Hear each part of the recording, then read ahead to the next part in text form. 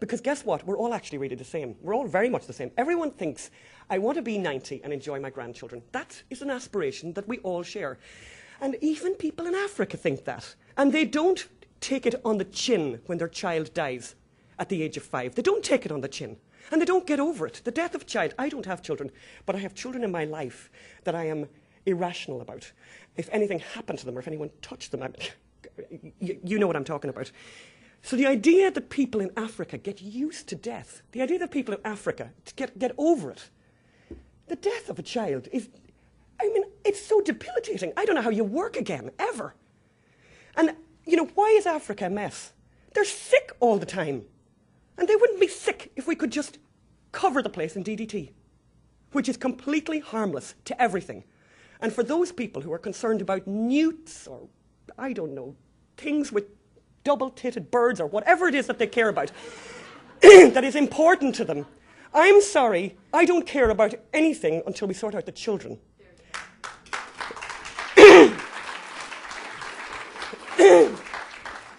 And I'm going to quickly tell another story. God, I really am going to show clips.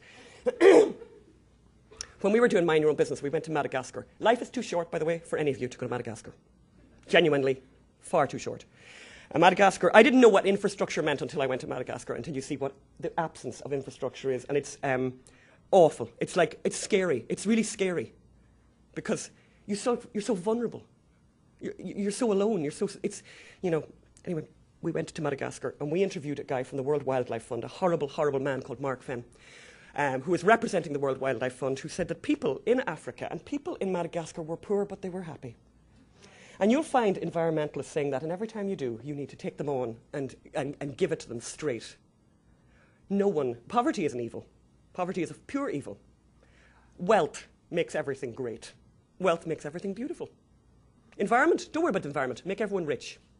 The environment will take care of itself. Make everyone rich, and we all want things to be beautiful. But until that happens, let people develop. Let them develop the way we developed. And by the way, let them develop unsustainably. Unsustainable development has done us very well. We have New York. We have this amazing country. We have this amazing city. We have children with the best dentistry in the world from unsustainable development. We get to enjoy our parents until they're really, really, really, really old. That's unsustainable. I'm on the side of unsustainable. Sustainable what? Anyway, so I'm into unsustainable development. Okay, let me show a clip of the film because I do talk on a lot. Is Jason there? I'm sure he is. Jason, will you show? Oh, maybe he's not there. Is he there?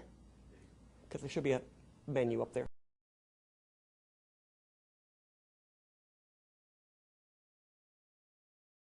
The environmental movement, which is now calling for a ban on coal, oil and gas, has its origins in a campaign that began 5 decades ago. Rachel Carson, an American marine biologist, claimed that the pesticide DDT was a danger to animal and ultimately human life. This very effective campaign led to a near worldwide ban on DDT, which had disastrous consequences.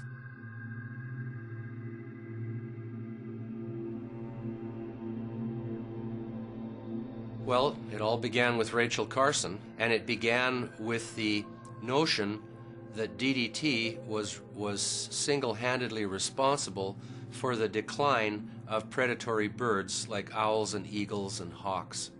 And at the time, the story was believed by everyone. Silent Spring, Rachel Carson's 1962 best-selling book, demonized the pesticide DDT, which had previously been considered a life-saving invention. This occurred largely because of speculation, not really documented by good scientific evidence, and it became a movement. It became an enormous movement. Well, Darren, this is, of course, the Going the Distance pre-convention tour for Al Gore. Here, in touting his commitment to the environment, one of his favorite issues, he toured the Rachel Carson homestead. Silent Spring, credited by many, including Vice President Gore, as the book that really set the stage for the modern environmental movement. Of course, the banning of DDT on a worldwide basis caused organizations like the World Health Organization and USAID, humanitarian organizations, to stop using DDT for the control of mosquitoes which cause malaria. That clearly resulted over the last 40 or 50 years in millions of people dying because DDT was no longer being used. It had been eradicated from large parts of the world, and still is, thankfully, but other parts of the world, particularly Africa, continued to have the malaria-bearing mosquito, and after the use of DDT was ended, malaria skyrocketed in countries like Uganda and Mozambique and South Africa.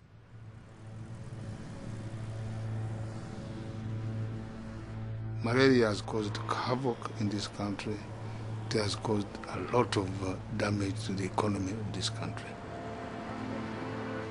On an average, we are talking about 370 children dying every day.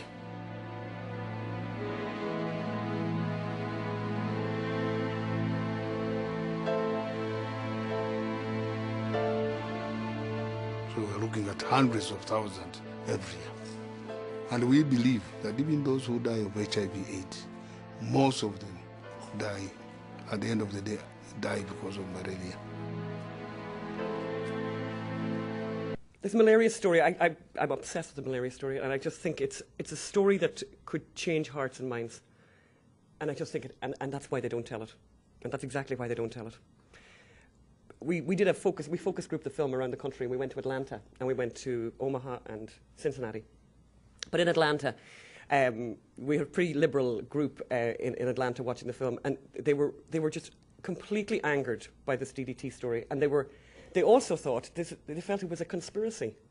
They thought there was something conspiratorial about it. They couldn't believe that they hadn't been told. Why were they not told this story? So I think it's an extraordinary tool. This film is an extraordinary tool to change hearts and minds and to convert people to the truth about the world. So talking of on the same topic of not telling people stuff, Al Gore's An Inconvenient Truth, which is shown in schools around America and shown to children over and over and over again. We've met children who've seen it 4 times in 4 different classes. You probably know, I presume you guys know, but a parent in Britain, where the Department of Education in Britain was forcing the film on schools, a parent in Britain decided to take this to the High Court in Britain and took an action against them and said, this isn't science, it's politics, and it shouldn't be shown in schools. And he won the case. And in the British High Court, they identified 9 significant errors or exaggerations from the film. Now, did you see that reported by the CNN? And it's extraordinary. This is Al Gore, who won a Nobel Prize. This is Al Gore, who won an Emmy. This is Al Gore, who won an Oscar for a documentary. And then that documentary is proved in a high court in Britain to be full of flaws. And they don't report it. It's extraordinary. So that's also covered in the film, which we're really very happy about. And again, people who've seen the film are very, very angry about the fact that they had never heard about that. And by the way, for those of you who are parents in this dilemma of having your children forced to watch stuff, this is the kind of ammunition you need, and you can get it on our blog. We have the whole of the court case. You can download the whole court case and bring it to your local school district and say, well, what are we going to do about that? I used to be a teacher. The idea of teaching children stuff that's not true is abhorrent to me. It is abhorrent. It should be abhorrent to everyone else as well. And by the way, terrifying small little children about the polar bear population, that's really evil. Polar bears are doing really, really well, like powerfully well. There's loads of them. There's more of them than there's ever been before. The only thing that's wrong, the only problem they have is people shooting them. And that's another argument for another day. So some people want to shoot them, whatever. But they aren't, the melting ice is doing no harm to them at all. You know, but they put out this stuff, and this is where liberals are great, you see. The polar bear, bizarrely, you know, is looked upon as some kind of cute thing. You wouldn't want to meet a polar bear. Not good. Anyone who's ever in any truck with bears of any kind, you want to be really, you know, really vicious, unbelievably vicious animals. The idea that they're cuddly, incredible.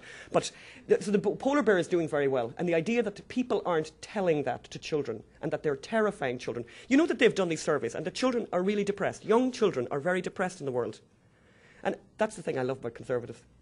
Conservatives are so optimistic, and they're right. The world is great. I'm 45. I wish I was 20. I wish I had more time. I just want to live forever. Because it gets better. Every day it gets better. It gets better all the time. And I keep thinking, imagine what's going to be like in 100 years. Like, it's going to be fabulous. You know, I don't know, you can be able to just look at your hand and your computer will be there. I don't know what, you know, but it's all good. It's all good stuff. Sushi is good. You know, like the world is full of beautiful, marvelous things. And if you live in America, you get to sample them. And that's why people are happy to swim with sharks out of Cuba to try and get here.